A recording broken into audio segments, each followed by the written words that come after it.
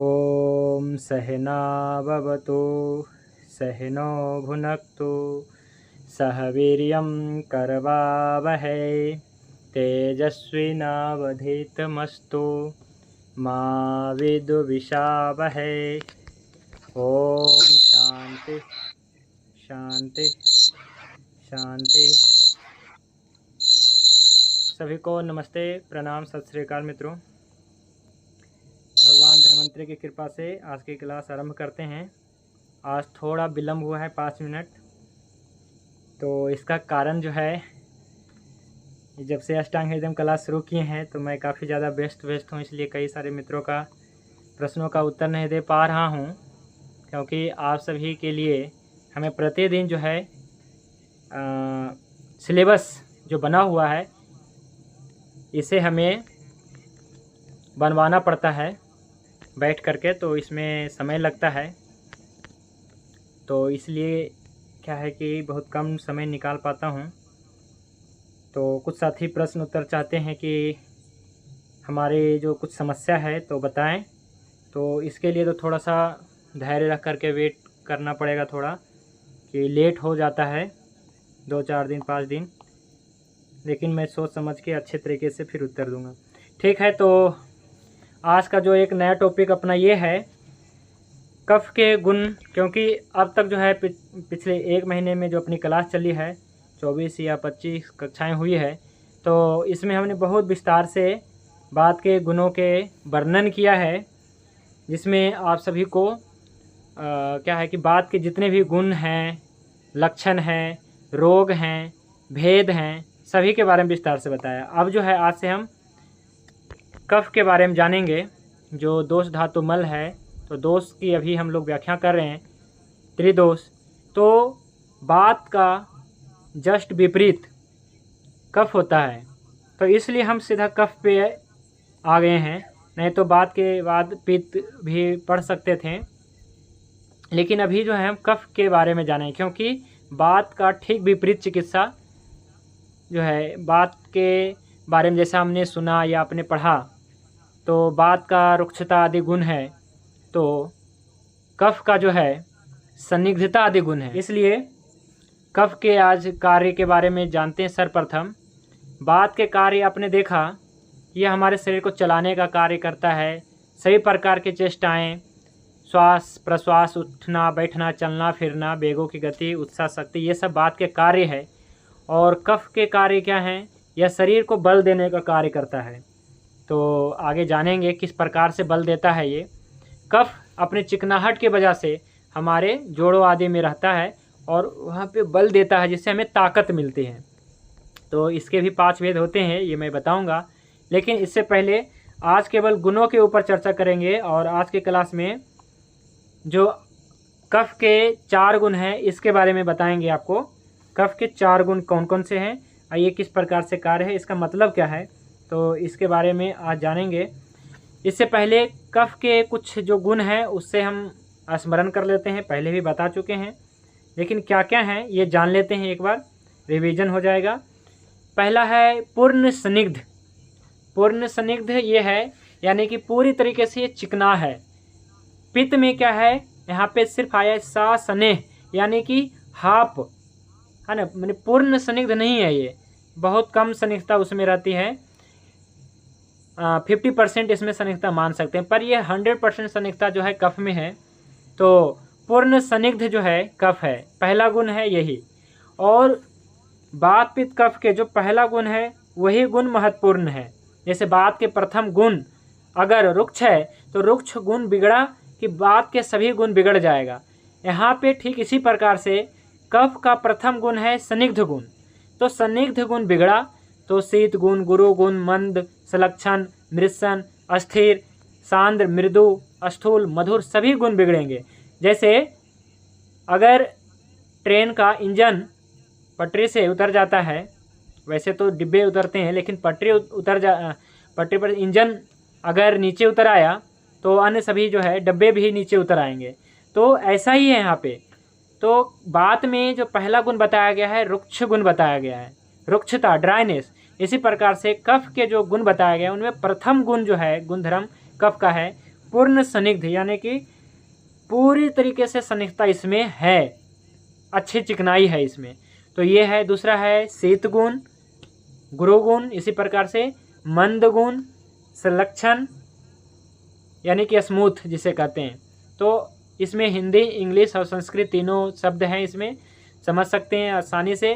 मृत्सन यानी कि पिछचिल, अस्थिर यानी कि अस्थिर यानी कि एक जगह पे टिका हुआ है, रुका हुआ है। तो कफ का ये गुण है मृदु, स्थूल, सांद्र और मधुर। तो इस प्रकार से 11 गुण कफ के बताए गए हैं। और इसका जो है ये यहाँ पे आप देख सकते हैं अष्टांग हृदयम सूत्र स्थान अध्याय 1 में ही सूत्र संख्या 12 में आया है। संनिग्धा शीतो गुरुर्मंदा, देखिए सर्वप्रथम आया है संनिग्धा शीतो गुरुर्मंदा। संनिग्ध है पहले, कोई कहेगा पहले गुरु है, कफ का पहला गुण गुरु है, लेकिन नहीं, गुरु नहीं है, संनिग्ध है। क्योंकि जो चीज़ संनिग्ध होगा वही जो है गुरु होगा। संनिग्ध चीज़ें, जितने भी संनिग्ध वाली चीज़ें हैं वो सभी गुरु होते हैं। और सर्वप्रथम मतलब संनिग्ध यानी कि स्नेह, जिसको हम पहले भी पढ़े हैं, बाद में भी बहुत बार हमने पढ़ा, इसको समझा कि हमारे शरीर के लिए चिकनाई कितनी महत्वपूर्ण है। तो यहाँ पे जो कफ के प्रथम गुण हम संनिग्ध को मानते हैं, और अष्टांग हृदय में भी संनिग्ध आया है। तो संनिग्ध, शीत, गुरु, मंद, संलक्षण, सांद्र, मृदु, अस्थिर, यहाँ पे कितने हैं? 7 ही गुण यहाँ पे बताया गया है। बाकी 4 गुण हमने कहाँ से लाया है? तो चरक संहिता में भी कुछ एक्स्ट्रा है बातें। तो चरक संहिता में मृदु को भी लिया गया है, सांद्र को भी लिया गया, स्थूल को भी, मधुर को। हालांकि अष्टांग हृदय में भी मृदु को, स्थूल को, सांद्र और मधुर को लिया गया है, लेकिन दूसरे अध्याय में लिया गया है, या फिर कहीं दूसरे सूत्रों में लिया गया है, मैं बताऊंगा। लेकिन अभी जो मैं दिखा रहा हूँ अष्टांग हृदय में 7 ये जो गुण है यही गुण है। इसके अलावा 4 गुण जो है आपको दूसरे अध्याय, दूसरे सूत्र में मिलेंगे, वो मैं बताऊंगा। अष्टांग हृदय में भी ये सब गुण हैं। तो चलिए अब हम जो है एक एक गुण की चर्चा करते हैं। तो कफ का पहला गुण जैसा है संनिग्ध यानी कि चिकना। तो मंगल कुमार जी या फिर कोई और साथी जो पढ़ना चाहते हैं तो यहाँ से पढ़िए। जी गुरु जी। कफ का पहला गुण स्निग्ध, इसे आम बोलचाल की भाषा में चिकना कहते हैं। यह गुण शरीर में स्निग्धता बढ़ता है, चेहरे की सुंदरता बढ़ाता है। यह गुण शरीर को कोमल बनाता है। इस गुण में चिकनाई होने के कारण यह धातुओं, शारीरिक क्रियाओं तथा सभी अंगों को अच्छी तरह से चलाता है। यह गुण शरीर में आयु की वृद्धि करता है। स्निग्धता से ही बड़े से बड़े रोग ठीक होते हैं। यह शरीर और जीवन का मुख्य आधार है। यह शरीर में शुक्र, बल, ओज, तेज को बढ़ाता है। यह शरीर में वर्ण, त्वचा और कांति, चेहरा को अच्छा करता है। हाँ जी, इसमें 2 पॉइंट बहुत ही महत्वपूर्ण है। एक तो इसमें ये बताया गया है कि चेहरे की सुंदरता बढ़ाता है, और दूसरा इसमें ये आया है कि संदिग्धता से ही बड़े बड़े रोग ठीक होते हैं। ये बहुत ही बड़ा पॉइंट है, और मैंने यहाँ पे रेफरेंस नहीं रखा है, और कल इसमें ऐड कराया जाएगा रेफरेंस। एक स्थान पे अष्टांग हृदय में आया है कि संदिग्धता से यानी कि स्नेह से बड़े रोग साध्य होते हैं। यानी कि जो स्नेह होते हैं, घी की जिसकी हम बात कर रहे हैं, घी या मेडिकेटेड घी, तेल या मेडिकेटेड तेल, हम इसका प्रयोग करने वाले हैं। स्निग्धता मतलब हम ये 4 चीज़ लेंगे, ठीक है। मतलब घी लेंगे या तो तेल लेंगे, उसमें भी हम मेडिकेटेड घी और मेडिकेटेड तेल, इसकी हम बात करते हैं। बसा मज्जा की हम बात नहीं करते हैं अभी, क्योंकि हम प्रयोग नहीं करते हैं। तो इसे आम बोलचाल की भाषा में चिकना कहते हैं, और यह शरीर में स्निग्धता बढ़ाता है, चिकनाई बढ़ाता है, चेहरे की सुंदरता बढ़ाता है। स्निग्ध गुण कैसे बढ़ाता है मैं आपको बताऊंगा। यह गुण शरीर को कोमल बनाता है। इस गुण में चिकनाई होने के कारण धातु और शरीर की जितने भी क्रियाएं हैं, सभी अंग को अच्छी तरह से चलता है। यह गुण शरीर की आयु की वृद्धि करता है।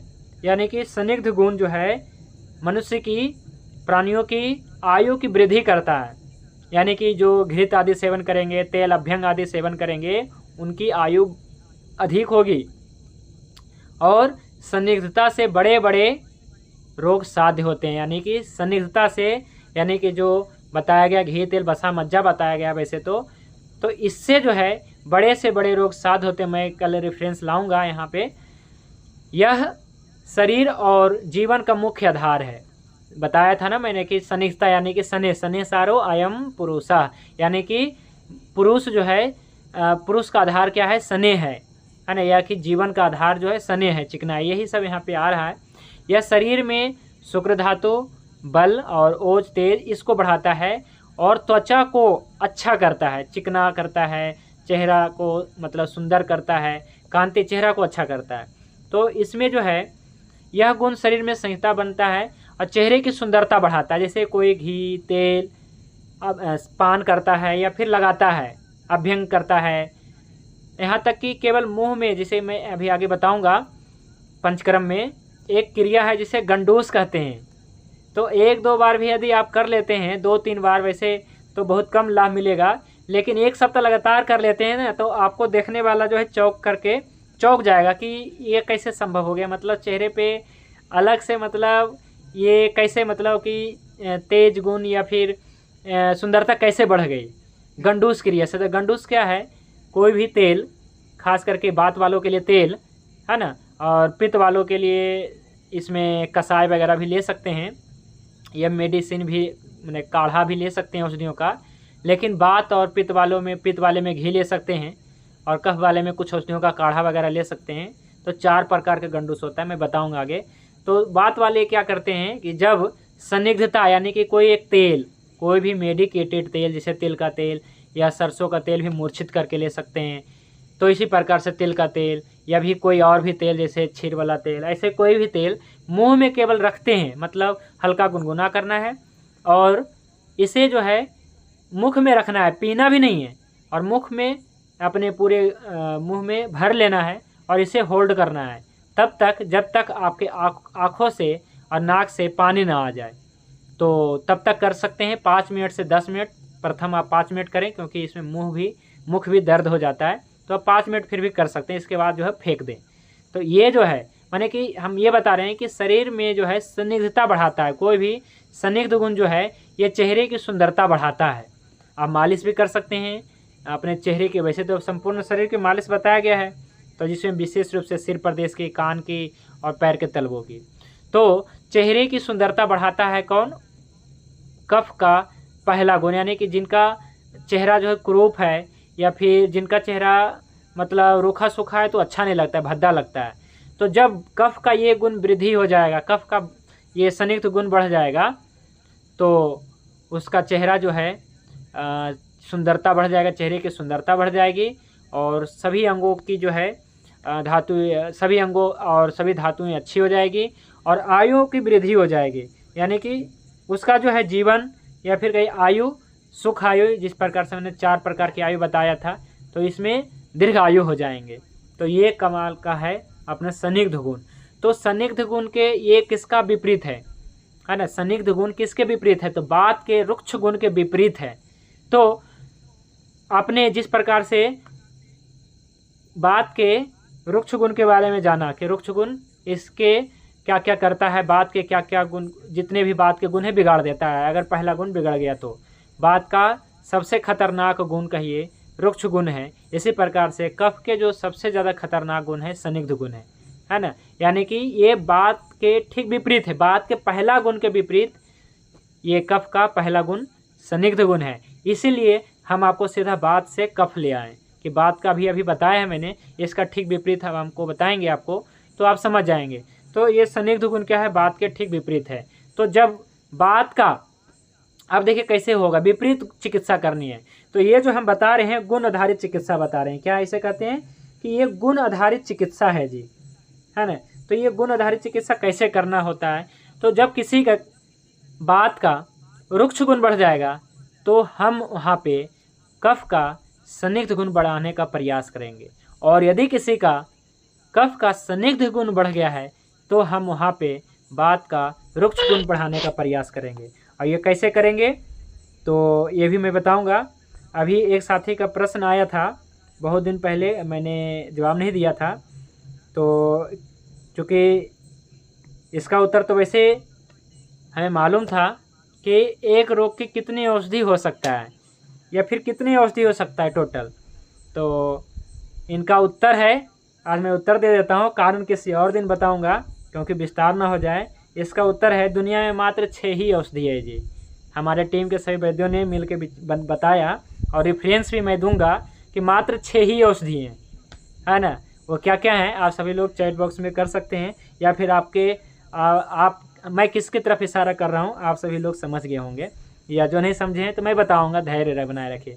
क्योंकि अभी मैं हमारे टीम जो है मतलब सभी वैद्य हमारे इस पर मतलब क्या है कि पूरा एक मत हो जाए, वैसे सभी एक मत ही हैं, लेकिन एक इसका प्रमाण भी है शास्त्रों में कि 6 ही औषधि है। वो क्या है मैं बताऊंगा। तो कफ का पहला गुण तो नहीं है गुरुदेव, 6 रस। अच्छा जी, और सभी अपना राय रख सकते हैं के बारे में। हाँ, अपना जो है विचार रख सकते हैं। 6 रस भी सही है ना। और बहुत बढ़िया बताया अपने अश्विनी कुमार जी भी यही बता रहे हैं कि 6 रस हैं। सुरेश लाल जी भी यही बता रहे हैं 6 रस हैं। मैं बताऊंगा 6 मैंने क्यों बताया। ठीक है, तो आप सभी लोग समझ रहे हैं हमारी बातों को, और आप सभी लोग पहले भी आयुर्वेद का अध्ययन किया है। तो ये गुण आधारित चिकित्सा है जी, जो मैं बता रहा हूँ ये कोई फार्मूला आधारित या फिर नुस्खा आधारित चिकित्सा नहीं है। तो हम लोग जो है अष्टांग हृदय क्लास जो चला रहे हैं तो ये गुण आधारित चिकित्सा को ऊपर है बिल्कुल। और वैद्य शंभुनाथ जी भी यही कह रहे हैं, मधुर अम्ल लवण कटु तिक्त कसा है। चलिए आप लोग भी इसी की तरफ इशारा कर रहे हैं, 6 रसों की तरफ इशारा कर रहे हैं, तो हम भी इशारा कर ही देते हैं। हमारा भी इशारा जो है 6 रस की तरफ ही है। मैं तो इसी 6 को क्या है कि औषधि मानता हूँ। ठीक है, 6 रस को ही मैं भी औषधि मानता हूँ, यही 6 औषधि है। ठीक है, तो आगे मैं इसका एक मतलब हर चीज़ का प्रमाण होनी चाहिए, तो रेफरेंस में लाऊंगा। ठीक है, तो चलिए अब आगे बढ़ते हैं। तो अभी जो है कफ का पहला गुण आपने देख लिया कि ये संदिग्ध है, जो बात के ठीक विपरीत है। बात का पहला गुण का विपरीत संदिग्ध गुण है ये अपना कफ का पहला गुण। तो बात का जो हम कहते हैं कि विपरीत है कफ, तो कैसे है आपने समझ गए होंगे। समझ पहले आप बस इतना जानते होंगे कि बात का उल्टा कफ होता है, कफ का उल्टा बात होता है, ऐसा ऐसा होता है, लेकिन कैसे होता है। तो इसमें जब कोई कहता है कि बात बिगड़ गया, पित्त बिगड़ गया, कफ बिगड़ गया, तो अब ऐसे नहीं, अब ऐसे बताना होगा किसी रोगी को, या फिर आपको बताना होगा किसी वैद्य को, या फिर केस टेकिंग आप कर रहे हैं, वैद्य हैं, तो आपको ऐसे समझना होगा कि बात का कौन सा गुण बिगड़ गया है। कफ गुण बिगड़ गया है, बात का रुक्ष गुण बिगड़ गया है, शीत गुण बिगड़ गया है, लघु गुण बिगड़ गया है, क्या इसमें आई है समस्या। तो इस प्रकार समझ करके हम इसकी चिकित्सा करेंगे। तो इसी प्रकार से कफ का पहला गुण हमने संदिग्धता क्लियर कर दिया। अब दूसरा गुण पढ़ते हैं, अभी और भी विस्तार से जानेंगे इसके बारे में। दूसरा गुण पढ़िए, शीत गुण। शीत जी, कफ का दूसरा गुण शीत। शीत का अभिप्राय ठंडा होता है। कफ का शीत गुण बढ़ने से शरीर में रुकावट होता है, जिसके कारण शरीर में अकड़न, जकड़न, कठोर दर्द, कंपकपी को बढ़ा देता है। शीत गुण शरीर को कठोर बना देता है। यह शरीर में कठोरता और जकड़न को बढ़ाकर शारीरिक क्रियाओं में रुकावट पैदा करता है। जठर अग्नि को कमजोर कर देता है। धातुओं की सम अवस्था में रुकावट पैदा करता है। मल और अपान वायु को कठोर बना देता है तथा निकालने में रुकावट पैदा कर देता है। यह गर्मी और पित्त को ठीक करता है। दूसरा गुण है शीत गुण, और ये गुण कॉमन है। बात में भी शीत गुण पाया जाता है और कफ में भी शीत गुण पाया जाता है। ये गुण कॉमन है बात वालों में, क्योंकि बात क्या है, वायु है, तो वायु एक योग वाही है। अगर मौसम ठंड है तो शीतल वायु बहेगी, और ग्रीष्म ऋतु में गर्म वायु बहेगी। तो इसलिए वायु में एक गुण है, शीत गुण है, और कफ में भी गुण है शीत गुण। तो ये गुण कॉमन है, ठीक है, लेकिन उसमें कुछ अंतर है। वो क्या है समझने का प्रयास करेंगे। इसी प्रकार से संदिग्ध पित्त में भी है और पूर्ण संदिग्ध कफ में भी है, लेकिन अंतर है। तो ये अंतर को समझेंगे। इसी प्रकार से सरगुण है ना, सरगुण बात में भी है, इसमें चलगुण बात में चलगुण है, और पित्त में अभी आपको बताया नहीं है, पित्त में सरगुण है। तो अंतर है, दोनों में कुछ ना कुछ अंतर है। तो कफ का दूसरा गुण शीत गुण यानी कि कोल्ड, जिसे आपने जाना है। तो शरीर शीत गुण का अभिप्राय ठंडा होता है।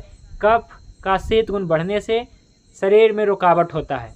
जैसे ठंड के मौसम में आप कहीं जा नहीं पाते हैं या फिर अपना बाइक वगैरह नहीं चला पाते हैं, जिसके कारण शरीर में किसके कारण, तो अकड़न और जकड़न, कठोर दर्द और कंप कपी को पैदा कर देता है। जैसे हम शिशिर ऋतु में यानी कि से जब बहुत ज़्यादा जनवरी फरवरी का महीना होता है तो सुबह शाम या सुबह सुबह निकलने में बहुत ज़्यादा दिक्कत होती है शीत गुण के कारण।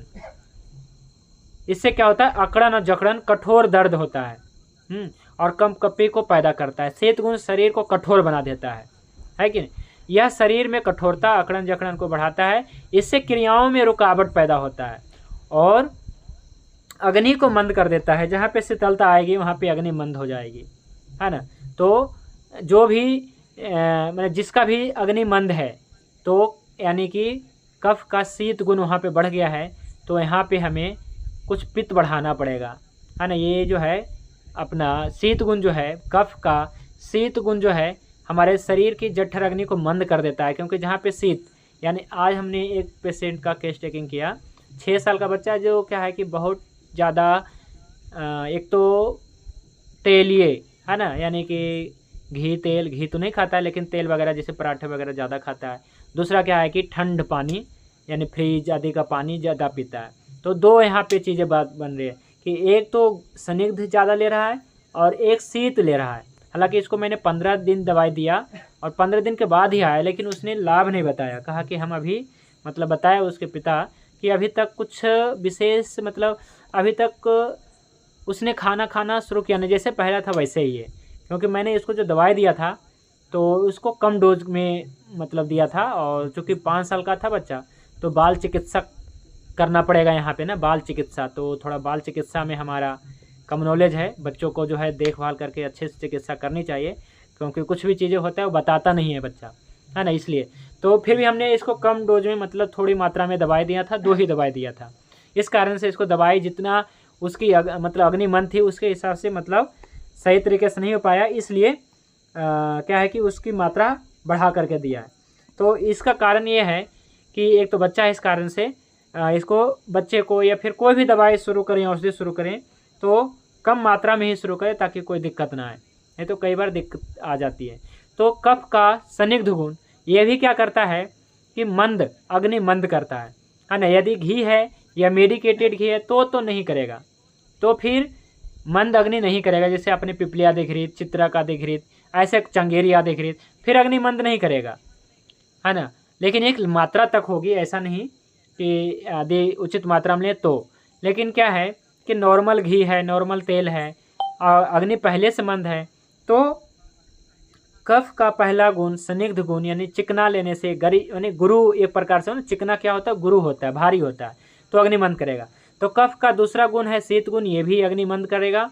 क्योंकि यहाँ पे शीतलता आई है, यहाँ पे शीत गुण बढ़ गया है, यानी कि यहाँ पे जल महाभूत बढ़ गया है, तो अग्नि महाभूत कहाँ रहे, तो इस कारण से क्या है कि ये अग्नि मंद कर देता है। और धातुओं की जो समअवस्था है इसमें विकृति और मल और अपान वायु को कठोर बना देता है। तो कफ के शीत गुण के कारण और बात के भी शीत गुण के कारण, क्योंकि बात का रुक्ष गुण है, अब बात का रुक्षता आई तो बात का संदिग्धता अगर आ गई तो बात के इस रुक्षता और शीत गुण के कारण मल और अपान वायु कठोर बन जाता है, जिससे निकलने में रुकावट होता है। और ये जो है यह गर्मी और पित्त को ठीक करता है, यानी कि यहाँ पे पित्त के उष्णता को ठीक करेगा कफ का शीत गुण। तो देखिए मल और अपान वायु को ये भी गुण कठोर बना देता है। लेकिन यदि क्या है कि कफ का है व्यक्ति तो उसमें संदिग्धता उचित मात्रा में रहता है, तो ऐसा कंडीशन ज़्यादा जो है बाद में देखा जाएगा मल आदि कठोर बनना, मल बटक बन जाना। लेकिन कफ का जो ये गुण है शीत गुण, और यदि पहला गुण भी विकृत हो गया है तो जो विकृत संदिग्धता है तो इस प्रकार से फिर जो है कफ के ये शीत गुण बिगड़ने से मल और अपान वायु कठोर बन जाता है। तो ये भी समझना होगा, ठीक है। तो अब जो है कफ का तीसरा गुण देखिए, ये गुरु गुण है।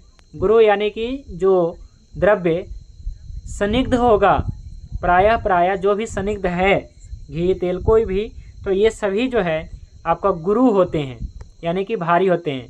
तो इसके बारे में पढ़िए, गुरु गुण का अभिप्राय क्या है।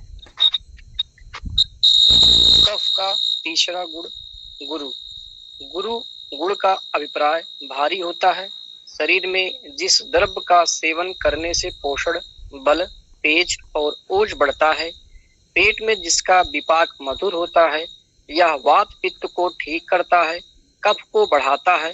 यह भारी होने के कारण मल मूत्र को आसानी से बाहर निकालता है। कफ का गुरु गुण शरीर में सम अवस्था में रहता है तो रस, रक्त आदि सातों धातु को बढ़ाता है। शरीर में वजन को बढ़ाता है, ओज, तेज तथा शुक्र को अच्छा करता है। गुरु गुण में पृथ्वी और जल महाभूत प्रधान होता है। कफ का गुरु गुण जब सम अवस्था से जब अधिक बढ़ जाता है तो शारीरिक क्रियाओं में रुकावट पैदा करता है, जठर अग्नि को मंद करता है, धातु के सम अवस्था में भी बाधा या रुकावट पैदा करता है। तो जो प्रथम गुण था, कफ का प्रथम गुण है संदिग्ध। तो जो द्रव्य, जो वस्तु खाने पीने में संदिग्ध है वो गुरु होते हैं।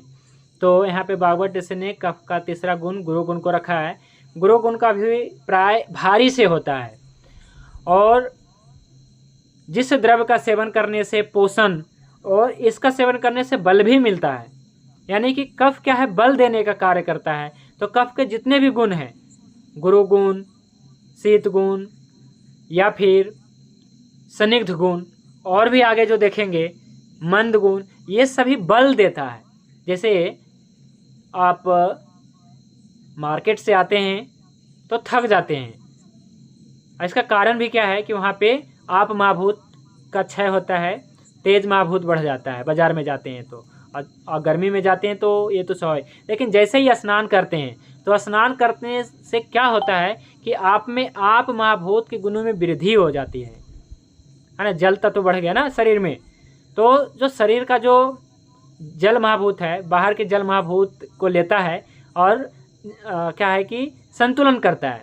तो इसी प्रकार से कफ का जो तीसरा गुण है गुरु गुण, ये सब क्या करता है, पोषण, बल, तेज, ओज, माने कफ क्या करता है, बढ़ाने का काम करता है।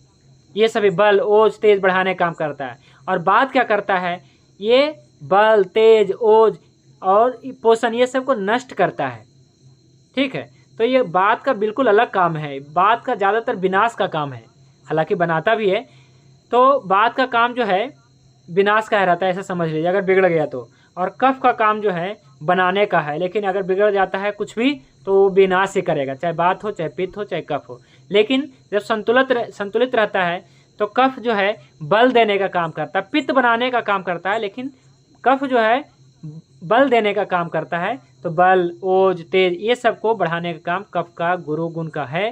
पेट में जिसका विपाक मधुर होता है, तो जो मधुर होगा, जो संदिग्ध होगा वो प्राय मधुर होगा, और जो मधुर होगा वो सभी गुरु होगा, ठीक है। जैसे जो संदिग्ध होगा, घी संदिग्ध है, ये क्या है, मधुर है, विपाक में मधुर है, पचने में मधुर है, खाने में भी मधुर है, और जब पाचन हो जाता है विपाक मधुर है तो ये गुरु है ना। तो सभी गुरु होते हैं, घी तेल लगभग सभी गुरु होते हैं।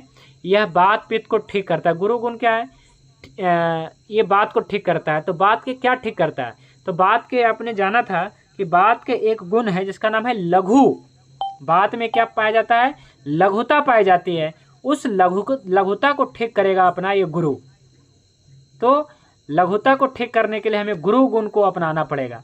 तो आगे मैं बताऊंगा कि कौन से औषधि गुरु है, कौन से औषधि लघु है ना, कौन से लघु गुण के कारण क्या रोग होते हैं, गुरु गुण के कारण क्या रोग होते हैं, इसको तो समझना है। तो लघुता के कारण आपने देखा कि जब शरीर में लघुता आती है तो शरीर और मन क्या हल्का हो जाता है, तो चंचल हो जाता है, और ये डोलता है यानी भटकता है। शरीर भी भटकता है और आत्मा भी, उसकी मन भी भटकता है। और कफ का गुरु गुण क्या करता है, अस्थिर कर देता है। अस्थिर कर देता है, शरीर भी अस्थिर कर देता है, मन भी अस्थिर कर देता है, यहाँ तक कि आपके जितने भी ऑर्गन्स हैं, आपका हार्ट है, लीवर है, किडनी, सबको मंद कर देता है। तो आगे जानेंगे कि कफ का चौथा गुण हमने रखा है मंद गुण, है ना। तो ये कैसे करता है, तो ये भारी होने के कारण, कोई भी भारी होगा तो उसमें गति क्या होगी, तेज होगी या मंद होगी, तो स्वाभाविक है उसकी गति मंद पड़ जाएगी। कोई भी वजनदार होगा तो उसकी वजन होने के कारण, गुरु होने के कारण उसकी गति कम हो जाएगी। तो यही देखा जाता है कि यह भारी होने के कारण मलमूत्र को आसानी से बाहर निकालता है। अब देखिए बात में क्या होता है, बात वाले का अग्नि विषम होने के कारण प्रतिदिन समय पे पेट साफ नहीं होता है, क्योंकि यहाँ पे लघुता है। तो लघुता है, मल कम बनता है, प्रेशर कम बनता है। लेकिन यहाँ पे उल्टा है, कफ का तीसरा गुण गुरु है, तो इस गुरु गुण के कारण क्या है कि प्रेशर बनेगा। यह भारी होने के कारण मल मूत्र को आसानी से बाहर निकालेगा, है ना, और प्रॉपर निकालेगा, क्योंकि इसमें क्या है कि गुरु गुण यानी कि पृथ्वी महाभूत प्रधान है ये, है ना। इस कारण जल और पृथ्वी महाभूत प्रधान, ऐसा समझ सकते हैं। तो गुरु गुण क्या है कि मल मूत्र को, मल को विशेष रूप से माने कब्ज नहीं होगा, है ना। और अगर विकृत हो जाएगा तो फिर बहुत ज़्यादा मंद हो जाएगा, जिसके कारण से भी कब्ज हो जाएगा। तो हर चीज़ संतुलन में ही सही है ना। अगर क्या है कोई भी गुण में इसमें विकृति होती है तो समस्या उत्पन्न हो जाती है। तो कफ का गुरु गुण शरीर में समावस्था में रहता है, तो रस, रक्त आदि धातु, सातों धातु को बढ़ाता है, शरीर में वजन को बढ़ाता है। तो बात का हम हर बार बात से कंपेयर करेंगे, हर बार बात दो से कंपेयर करेंगे यहाँ पे। तो बात का गुण है लघु और कफ का गुण है गुरु।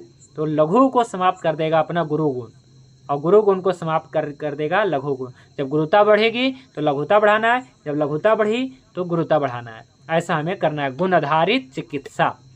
ओज, तेज तथा शुक्र को अच्छा करता है।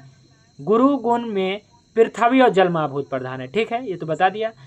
कफ का गुरु गुण जब समवस्था से ज़्यादा बढ़ जाता है तब रुकावट हो जाता है ना। यह जठराग्नि को मंद करता है, और क्या है कि अपने शरीर का जो समवस्था है इसमें रुकावट, यानी कि जो दोष, धातु, मल आदि का जो प्रॉपर निष्क्रमण, बनना, निकलना, ये सभी क्रिया होते हैं हमारे शरीर में, तो इसमें जो है समस्या, रुकावट हो जाएगी गुरु गुण के कारण।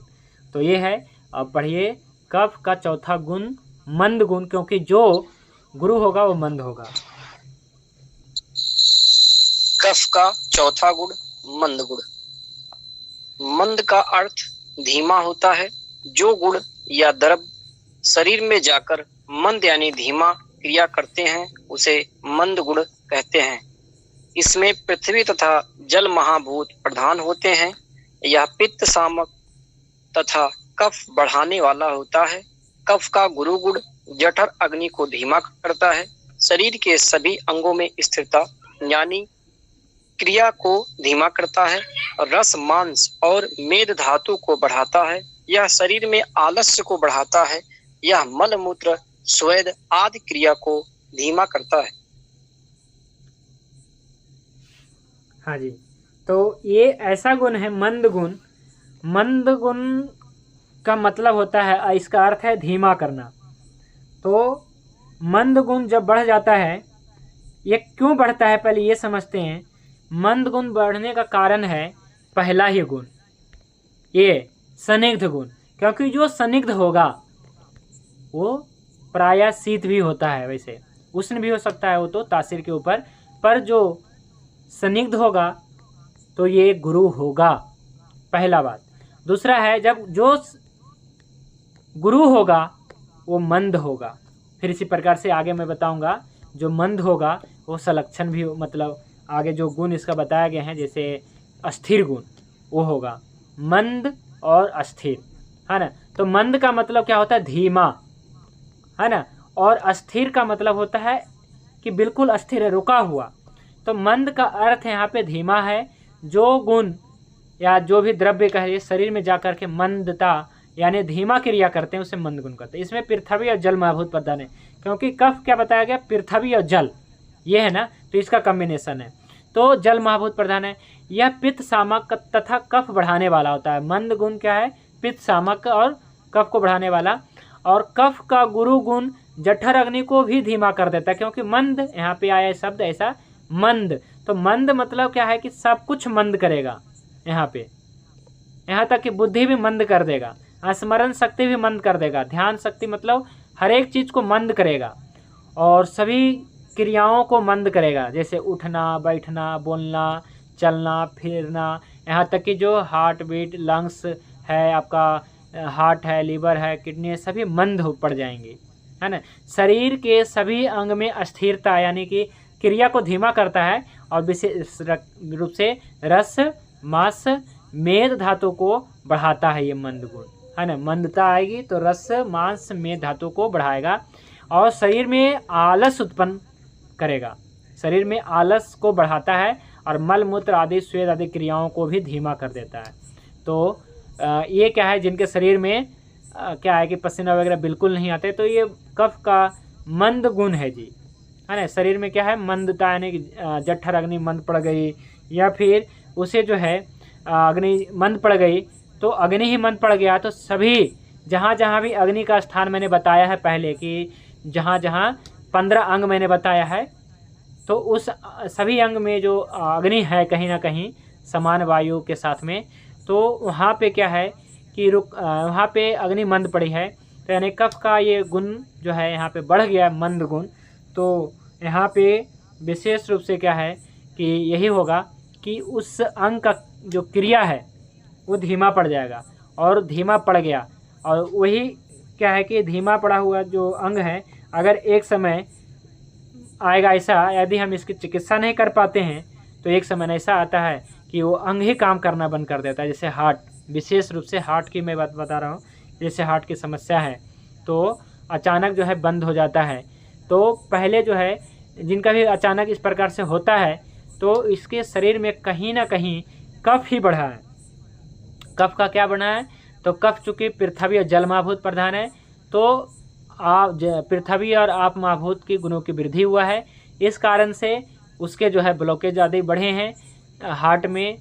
और विशेष रूप से जैसे ये पृथ्वी और जल महाभूत प्रधान है तो ये मंद गुण उत्पन्न करेगा। तो हम यहाँ पे क्या करेंगे, मंद गुण उत्पन्न हो गया है तो हम यहाँ पे बात का जो है हमें गुण पता है कि बात का जो इसके जो गुण है विपरीत गुण से हम जो चिकित्सा करना है, चूँकि हमें हर बार हमें गुण आधारित चिकित्सा ही करना है। तो चल यानी कि मंदता आ गई यहाँ पे, तो हम यहाँ पे जो है चल गुण बढ़ाने की कोशिश करेंगे। तो यहाँ पे जो है बात के जो विपरीत कफ की चिकित्सा होती है, कफ के विपरीत हम बात की चिकित्सा करेंगे। तो कफ का जो गुण है मंद गुण, तो मंद गुण के कारण हमारे शरीर के सभी अंग धीमा पड़ जाते हैं और पाचन क्रिया भी धीमा पड़ जाता है। तो जिनकी पाचन क्रिया धीमा है, मल मूत्र क्रिया धीमा है, बुद्धि धीमा है, दिमाग यानी ठीक है, ऐसा कोई कार्य धीमा है, तो या फिर कुछ ऐसे व्यक्ति होते हैं जो बहुत मंद बोलते हैं या फिर ऐसा मंद गति से चलते हैं या मंद मंद कार्य करते हैं, तो ये सभी को जो है बात के गुणों की वृद्धि करना है। हालांकि जो सबसे प्रमुख गुण मैंने जो बताया है बात का, ये जिस प्रकार से रुक्ष गुण होता है प्रमुख, इसी प्रकार से यहाँ पे कफ का स्निग्ध गुण होगा। स्निग्ध गुण, हाँ जी हाँ जी। तो अब जो है मैं देख लेता हूँ प्रश्न क्या क्या आए हैं। आप सभी लोग जो है प्रश्न रखा है यहाँ पे, हमें गुरु गुण पर कार्य करना चाहिए। ठीक है, मंद गुण में बात का चल गुण बढ़ाएंगे। ठीक है जी, मंद गुण बढ़ गया है तो यहाँ पे जो है बात का चल गुण बढ़ाएंगे। तो अब जो है कोई भी साथी अगर प्रश्न रखना चाहते हैं अनम्यूट करके रख सकते हैं। आज हमारा जो टॉपिक है हमने जल्द ही समाप्त कर दिया, क्योंकि अब जो है हमें अपना टॉपिक को थोड़ा स्पीड से ही लेकर के चलना होगा। ठीक है गुरु जी, ये समान गुण हो गए, आप लोग को कैसे मालूम चलेगा कि भाई न तो घटा है न बढ़ा है? कैसे मालूम चलेगा ये कि भाई समान हो गया, जितना आप लोग को आवश्यक उतना हो गया? हाँ, तो इसका जो है एक कैसे हम पता करें कि समान कैसे है, तो इसके लिए बताया गया ना कि सम धातु होनी चाहिए। स्वस्थ व्यक्ति का परिभाषा क्या बताया गया है, तो ये देखेंगे कि जिसकी धातुएं सम है, यानी कि अभी तो धातु के बारे में मैंने कुछ नहीं बताया है, जिसकी अग्नि सम है। अग्नि के बारे में भी हमने विशेष रूप से नहीं बताया, बस बता दिया है नाम, है ना, कि धातु अग्नि होती है, जठर अग्नि होती है, भूताग्नि होती है। फिर इसी प्रकार से जिनकी दोष सम रहे, तो दोष धातु अग्नि जिनकी सम रहे तभी हम मानते हैं कि वो व्यक्ति स्वस्थ है। इसी प्रकार से उसका मन, आत्मा, इंद्रियां भी संतुलित रहना चाहिए, यानी कि वो भी स्वस्थ रहना चाहिए, तब हम मानते हैं कि वो व्यक्ति स्वस्थ है। केवल ऐसा नहीं कि वात पित्त कफ संतुलन है या फिर वात पित्त कफ संतुलित है तो वो व्यक्ति स्वस्थ हो जाएगा। तो यहाँ पे दोष धातु मल सभी समान रहने चाहिए। तो इसका क्या है, यही तो जानना है हमें, यही तो पढ़ना है हमें कि कैसे हम पता करें कि मतलब क्या है कि उसकी रस धातु, जब धातुओं की चर्चा करेंगे तो बताएंगे कि उसकी रस धातु प्रॉपर है, उसके रक्त धातु प्रॉपर है ना। या फिर अभी हम दोषों की चर्चा कर रहे हैं तो कफ है, तो कफ का जो गुरु गुण है, अगर या संदिग्ध गुण, पहला गुण संदिग्ध गुण है तो संदिग्ध गुण के ऊपर विशेष फोकस करते हैं। तो कफ का जो संदिग्ध गुण है, यदि संदिग्ध गुण का क्षय हुआ, ठीक है, संदिग्ध गुण का क्षय होती है ना, इसका मतलब क्या है, यहाँ पे बाद बढ़ गया है ना, संदिग्धता कम हो जाना मतलब बाद बढ़ गया है ना। और यदि क्या है कि संदिग्धता ही बढ़ गया, यानी कफ ही बढ़ गया, तो यानी बात यहाँ पे घट गया, तो ये इनबैलेंस नहीं होनी चाहिए। और इनबैलेंस होता है तो आपको कोई ना कोई एक बीमारी के रूप में सामने ला देता है, जो लक्षण प्रकट होते हैं। लेकिन रोग, पहले भी मैंने बताया है कि कोई भी समस्या होता है तो इसके रोग निर्धारण में नहीं फंसना है ना। रोग निर्धारण में मतलब ये रोग है, जब रोगी हमारे पास सामने हैं तो उसका जो है हमें रोग निर्धारण करने में हमें ध्यान नहीं देना है कि क्या रोग है, हमें गुण निर्धारण करना है। मतलब गुण हमें देखना है कि क्या बढ़ गया है, बात का कौन सा गुण बढ़ गया है या घट गया है, कफ का कौन सा गुण बढ़ गया है या घट गया है, हमें ऐसे समझना है, ना कि हमें रोग समझना है कि यहाँ पे तो क्या है कि गठिया हो गया है, शुगर हो गया है, बीपी हो गया है, हार्ट की समस्या, लीवर की समस्या, मोटापा। मतलब इस प्रकार से हमें रोग निर्धारण में नहीं फंसना है ना। रोग निर्धारण मायने नहीं है, मायने क्या रखता है कि गुण क्या है, गुण की क्या वृद्धि है। तो गुण को देख करके हम चिकित्सा करेंगे। तो कैसे करेंगे, तो हमने बात के अभी तो 6 वृद्धि नहीं बताए हैं, है ना, अभी आगे भी आएगा। बात के मतलब क्या है कि 6 वृद्धि, जिसे क्या है बात के गुण आपको बताया, ठीक है, तो उसी का 6 वृद्धि आगे होगा। फिर भी एक इसका अलग से चैप्टर है, जब एक 6 वृद्धि सबका देखेंगे, जैसे धातुओं का भी देखा जाएगा और रसों का भी देखा जाएगा और दोषों का भी देखा जाएगा। ये अलग से चैप्टर, यानी कि अलग से पूरा टॉपिक है। इसमें मैं आपको बताऊंगा कि दोष का क्षय और वृद्धि, ठीक है।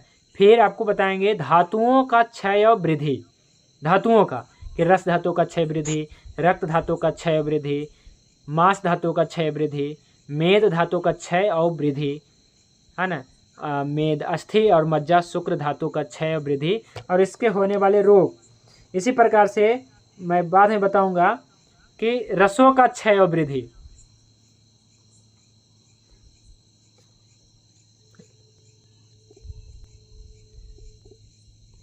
तो इसी प्रकार से ये भी बताएंगे रसों का क्षय और वृद्धि होने से क्या समस्या होता है। तो रसों में जैसे मधुर रस के क्षय और वृद्धि, इस प्रकार से पूरा रस का भी है पूरा इसमें, तो ये सभी बताएंगे।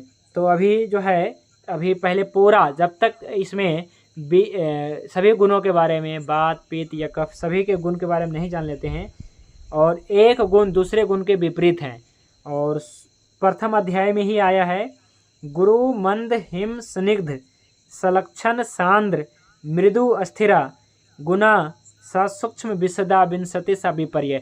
20 गुण जी, ठीक है, कितने गुण, 20 गुण है। वैसे 10 ही गुण है, गुरु मंद हिम स्निग्ध सलक्षण सांद मृदु अस्थिरा गुना सा सूक्ष्म विशदा विंसति सा विपर्य। मतलब 10 गुण है और इसके 10 विपरीत हैं, तो टोटल 20 गुण भागवत ऋषि ने बताए हैं। बाकी जो मैं आपको बता रहा हूँ ना, जैसे कफ का कितना बता दिया कि कफ का आपको 11 बता दिया, फिर मैंने आपको बात का कितना बता दिया, 8 बता दिया, पित्त का 9 बता दिया, तब तो बहुत ज़्यादा हो गए इस हिसाब से तो। ठीक है, ये तो 30 हो गए, आप कह रहे हैं 20 है, तो कुछ इसमें कॉमन है जो इसको घटा देंगे। ठीक है, और कुछ इसमें जो है समझने की बातें हैं वो समझेंगे। जैसे जैसे कफ के जो गुण हैं, कफ का गुण क्या है? मधुर, जो मैंने सबसे नीचे में लिख रखा है कि ये मधुर है, स्थूल है, इस प्रकार से मैंने बना रखा है। ये समझाने के दृष्टिकोण से बनाया है, लेकिन जो टोटल यानी कि जो सभी मिला करके जो गुण हैं वो लास्ट में मैं 20 ही बताऊंगा। ठीक है, लास्ट में अंत में जो है मात्र 20 गुण ही बचेंगे जिसको हमें समझना है, 20 गुण।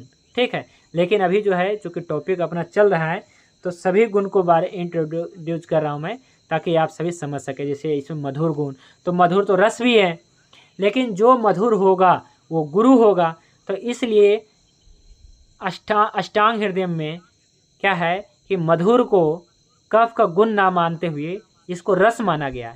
लेकिन चरक संहिता में क्या है कि उनका मानना है कि मधुर भी क्या है, कफ का ही गुण है।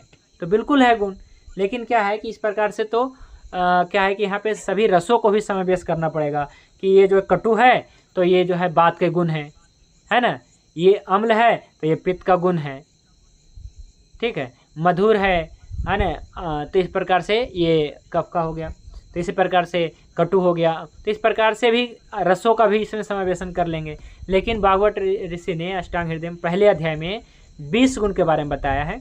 तो 20 गुण के टॉपिक हम जल्द ही रखेंगे, जब बात पित्त और कफ क्लियर हो जाएगा तो हम रखेंगे। आपको एक प्रश्न है तो अनम्यूट करके रख सकते हैं। मेरा एक प्रश्न है कि अगर वात के कोई भी गुण अगर बढ़ जाता है शरीर में, वात का, हाँ जी, ठीक है, तो अगर हम उनको दीपन पाचन अनुलोमन कर देते हैं और बत्ती दे देते हैं, तो उसमें फिर हमें ये देखने की तो आवश्यकता नहीं है कि रुक्ष गुण है तो स्निग्ध गुण बढ़ाने की आवश्यकता हो। हाँ, बात का जो पहला गुण बिगड़ेगा, रुक्ष गुण बिगड़ेगा, तो उसमें लघुता आएगी, चल गुण बढ़ेगा, शीत गुण बढ़ेगा। तो हम इसकी चिकित्सा के लिए क्या करते हैं? इसकी चिकित्सा के लिए हम बस्ती देते हैं। तो बस्ती में देखा आपने कि बस्ती में क्या है कि एक प्रकार से चिकनाई है ना, बस्ती में एक प्रकार से क्या चिकनाई है ना। यानी कि जब मैंने आपको बताया तिक्त क्षीर बस्ती या फिर क्षीर वाला बस्ती, यही बताया था ना मैंने लास्ट क्लास में, जो बात की चिकित्सा मैंने बताया क्षीर बला बस्ती। तो क्षीर है यानी कि दूध है, ये भी चिकना है, और इसमें शतावरी है, इसमें गुड़बेल है, ये सब चिकना है। फिर इसमें मैंने ऊपर से बताया कि घी भी मिला देना है 2 चम्मच। तो जो बस्ती होता है चिकना होता है। तो इस कारण से हम देखते हैं कि बात की चिकित्सा में हम कफ को गुण को बढ़ा रहे हैं, यानी कि कफ का जो स्निग्ध गुण है इसको हम बढ़ा रहे हैं। तो ऐसा ही है, जब क्या है कि कफ का स्निग्ध गुण बढ़ जाएगा तो हम यहाँ पे बात का रुक्ष गुण बढ़ाएंगे। तब हम क्या करेंगे? अगर किसी को बस्ती देना है, बस्ती केवल बात वालों के लिए है ऐसा नहीं समझना है, बस्ती बात वालों के लिए भी, पित्त वालों के लिए भी, कफ वालों के लिए। क्यों है? क्योंकि ये बात है, इसके लिए तो मैंने बता ही दिया बात की चिकित्सा में बस्ती। लेकिन जो बस्ती है उसके मैंने बताया है, चरक ऋषि ने जो बताया है और पिछले क्लास में चर्चा किए थे कि ये जब जाता है शरीर में तो ये क्या करता है कि दोषों को विडोलित कर बाहर खींच लेता है। जब ये बाहर निकलता है तो बात हो चाहे पित्त हो चाहे कफ हो। लेकिन वहाँ पे हम क्या करेंगे, जब बस्ती बनाएंगे तो जब औषधियाँ रहेगी तो इसमें चिकनाई भी रहेगा, हल्का तो रहेगा ही रहेगा, शुद्ध चिकनाई, लेकिन उसमें साथ में ऐसे औषधि डालना है जो रुक्ष है, जैसे में इसमें शहद। ठीक है, तो कफ वाले में क्या करते हैं कि जब बस्ती बनाते हैं तो उसमें घी से ज़्यादा शहद मिला देते हैं। यदि किसी मोटे व्यक्ति को हम बस्ती देते हैं तो उसमें घी से ज़्यादा हमें शहद मिलाना है, घी भी मिलाना है, लेकिन घी से डबल जो है शहद मिलाना है ना। घी अगर 25% है तो शहद इसमें 50% होनी चाहिए, और 50% काढ़ा वगैरह, इस प्रकार से पूरा जो कॉम्बिनेशन है मैं बताऊंगा बस्ती वाला। तो ये तो पंचकर्मा अध्याय में, लेकिन यहाँ पे क्या है कि इस प्रकार से आपको बढ़ा देना है। और यदि क्या है पित्त वाले में बस्ती देना है तो हम यहाँ पे क्या घी सबसे ज़्यादा बढ़ा के रखेंगे। ठीक है, तो इस प्रकार से अपना पूरा कॉम्बिनेशन, यानी कि बस्ती ही नहीं बल्कि हम अगर ओरल भी अगर कुछ हम लेते हैं खाने के लिए तो हम बात वाले में घी ज़्यादा रखेंगे तेल भी ज़्यादा रखेंगे, घी ज़्यादा रखेंगे। पित्त वाले में घी ज़्यादा रखेंगे और कफ प्रकृति में हम सबसे ज़्यादा शहद रखेंगे, है ना। तो हम यहाँ पे शहद क्या है, तो शहद के गुणधर्म क्या है कि ये तो कटु है ना, रस में मधुर है, विपाक में कटु है और ये नेचर में रुक्ष है। इसलिए हम क्या करते हैं कि किसी को खांसी होती है और खास करके बलगम वाली खांसी होती है, सूखी खांसी नहीं, सूखी खांसी है और आपने शहद दे दिया, शहद में रुक्षता है और कटु है वो तो ठीक है, लेकिन रुक्षता है वो रुक्षता उत्पन्न करेगा बात का और ज़्यादा। जो प्राण वायु में मैंने बताया था कि प्राण वायु का आप वायु और आप है, तो उसका और भी मतलब क्या है कि आप महाभूत सूख जाएगा, रुक्षता बन जाएगी तो समस्या बढ़ जाएगा।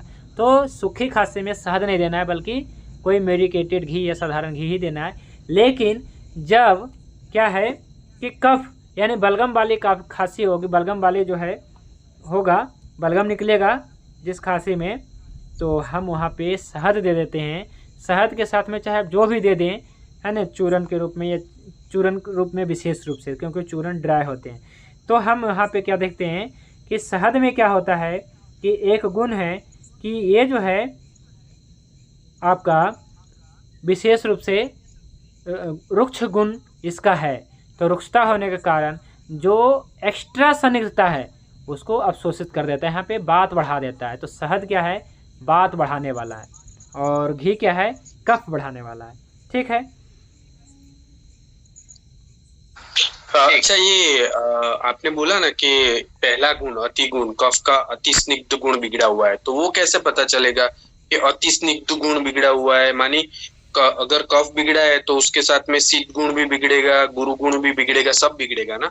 हाँ, तो इसके बारे में अभी और जानेंगे ना। कफ का भी पूरा टॉपिक क्लियर नहीं हुआ है, क्लियर हो जाएगा आपका ये प्रश्न। मैं समझ गया कि आप ये जानना चाहते हैं कि क्या लक्षण, अभी तो बताएंगे ना कि कफ का जब संदिग्ध गुण बिगड़ेगा तो क्या क्या समस्या आने वाली है। जैसे मैंने आपको बात के रुक्ष गुण बिगड़ेगा तो क्या क्या समस्या वो आपने देखा है ना, कि उसके जो है अस्थि धातु में क्या होगा, है ना, रस धातु में, यही से हमने शुरू किया था कि रस धातु में क्या होगा, रक्त धातु में क्या होगा, मांस धातु में क्या होगा, मेद धातु में क्या होगा, अस्थि मज्जा शुक्र धातु में क्या होगा।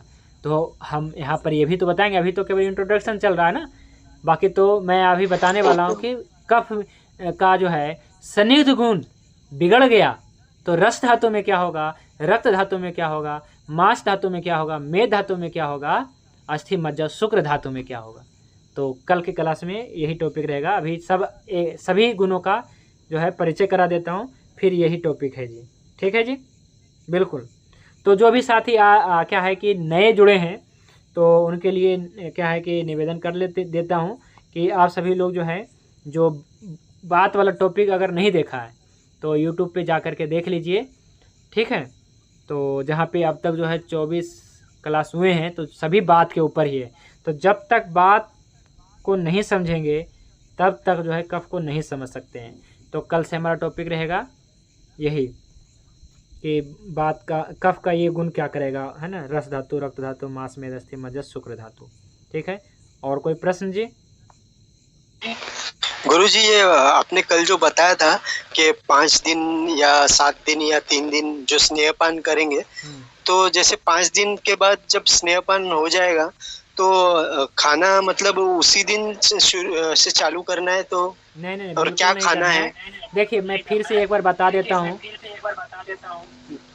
एक बार म्यूट कर लीजिए आप। हाँ, तो फिर से मैं बता देता हूँ जिस भी साथी को। देखिए क्या है कि आप सभी लोग आयुर्वेद को बहुत सालों से देख रहे हैं, सुन रहे हैं और फॉलो भी कर रहे हैं, लेकिन अब जो है जा कर के आपको ऑथेंटिक आयुर्वेद मिला है, यानी कि शास्त्रोक्त आयुर्वेद मिला है। इसलिए क्या है कि मैं आप सभी से कहूँगा कि आप जो है, यदि अब तक जो है अपने शरीर का शोधन कभी नहीं कराया है, यानी कि पंचकर्म नहीं किया है कभी, तो इस साल आप जरूर करिए। क्योंकि पंचकर्म करने का, अपने शरीर शोधन करने का जो सबसे उत्तम ऋतु होता है ये शरद ऋतु होता है, यानी कि जो आश्विन और कार्तिक महीना, यानी कि सितंबर अक्टूबर के महीना ही सर्वश्रेष्ठ होता है। ठीक है, तो आप जरूर करिए। ठीक है, और इसके लिए हमारा चिकित्सालय आप सभी के लिए खुला है। जो भी साथी अष्टांग हृदय बैच में क्लास ले रहे हैं, है ना, उन सभी को जो है यहाँ पे जो है मौका मिलेगा कि आप अपने शरीर का शोधन हमारे चिकित्सालय में आके करवा सकते हैं। ठीक है, तो बिल्कुल करवाइए और करनी चाहिए, एक आपको अनुभव भी मिलेगा और इसी क्रम में आप चिकित्सा भी मतलब कि पंचकर्म भी देखेंगे, सीख जाएंगे। कोई बड़ी बात नहीं है, जो आयुर्वेद पढ़ रहा है वो पंचकर्म कर सकता है ना। तो पंचकर्म करनी चाहिए। इससे क्या है कि शरीरगत जितने भी दोष हैं, शाखागत जितने भी दोष हैं, कोष्ठ में आ जाते हैं और फिर कोष्ठ से आप इसे बाहर निकाल देते हैं। ठीक है, तो पंचकर्म करना सभी के लिए ज़रूरी है, खास करके जिन्होंने क्या है कि कोरोना काल में या फिर ऐसे जो है कोई समस्या से गुजरे हैं, खास करके जिन्होंने वैक्सीन वगैरह लिया है ना, या फिर कुछ ऐसी समस्या बनी रहती है, कुछ छोटी बड़ी समस्या, तो पंचकर्म करिए, है ना। इसके लिए मैंने जो बेसिक जानकारी है मैंने आपको दे दिया है। 2 दिन पहले जो बात की चिकित्सा मैंने बताया है वहाँ पे मैंने आपको बता दिया है कि सर्वप्रथम आपको जो है दीपन पाचन अच्छा करके आपको स्नेह आदि पान करना है, वो 5 दिन करना है। कैसे करना है वो मैंने आपको बताया, और 5वें दिन ही नहीं खाना शुरू करना है ना। लेकिन खाना तो भूखे तो नहीं रहना है, कुछ ना कुछ खाते रहना है, और इसमें मुख्य रूप से नॉर्मल अपना रोटी और सब्जी खाना है और कम से कम खाना है।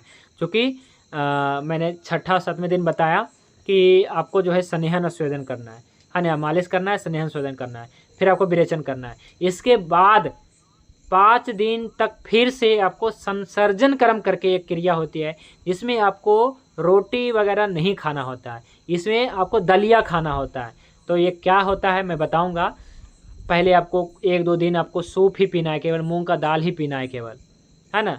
जैसे आपने देखा होगा और इसका उदाहरण भी मैंने बता ही दिया, अग्नि का कॉन्सेप्ट क्या होता है। जब अग्नि बुझ जाती है तो इसके हम क्या करते हैं, धीरे धीरे क्या करते हैं कि संविधा डालते हैं, अपना जलावन डालते हैं, और धीरे धीरे जो है अग्नि जो है ना अपना पकड़ लेता है, फिर पूरी अच्छे तरीके से जलता है। ठीक इसी प्रकार से अग्नि को धीरे धीरे प्रदीप्त अपना करना है, तो इसलिए धीरे धीरे अपना जो है आहार को बढ़ाना है। ऐसा नहीं हमारा आज तो हमारा पंचकर्मा हो गया, अब चलो कल से हम अपना खीर पूड़ी हलवा खाना शुरू कर देते, नहीं। तो 5 दिन तक संसर्जन कर्म करना होता है। संसर्जन कर्म में क्या है कि आपको नॉर्मल आहार विहार रखना है, रोटी तो बिल्कुल नहीं खाना है ना, खिचड़ी भी नहीं खाना है, रोटी भी नहीं खाना है। पहले स्नेह पान के दौरान तो खा सकते थे, लेकिन अब नहीं करना है, बिल्कुल नहीं खाना पीना है। तो क्या कर सकते हैं, इसको पूरा एक लिस्ट मैंने बना रखा है, तो जिनको भी शुरू करना है ना, तो वो हमसे संपर्क करके ही करिएगा। ठीक है, कोई भी जल्दबाजी में नहीं करना है। मैं आपको जो है पूरा गाइड कर दूंगा। आप मुझे पर्सनल ग्रुप में नहीं ये पूछना है, ठीक है, पर्सनल करना है। ठीक है, क्योंकि जो सीरियस होंगे उन्हीं को केवल बताना है ना। और इसमें तो क्या है कि आपको अपना डिटेल भी तो शेयर करना है कि आपका डेट ऑफ बर्थ क्या है, प्रकृति, ताकि मैं आपका देख पाऊँ, है ना। फिर इसी के अनुसार मेडिसिन भी सिलेक्ट करूँगा। ठीक है, तो बहुत सारी बातें हैं। तो आज के लिए बस इतना ही। कल की क्लास में हम ये चर्चा करेंगे कफ का जो जितने भी गुण हैं, खास करके संदिग्ध गुण है, तो ये क्या करता है आपके शरीर में, है ना। कफ का जो संदिग्ध गुण है आपके रस धातु, रक्त धातु, मांस में अस्थि मज्जा शुक्र धातु में क्या क्रिया करता है, तो ये कल बताएंगे। चलिए अब आज की क्लास का समापन शांति पाठ करके कर देते हैं। ओम ध्यो शांति अंतरिक्षम शांति पृथिवी शांति आपः शांति औषधयः शांति वनस्पतयः शांति विश्वदेवः शांति ब्रह्म शांति सर्वं शांति शांतिरेव शांति सामा शांतिरेधि। ओम शांति शांति शांति। सभी को नमस्ते, शुभ रात्रि। भगवान धन्वंतरि की कृपा आप सभी पे बने रहे। जय धन्वंतरि, जय आयुर्वेद।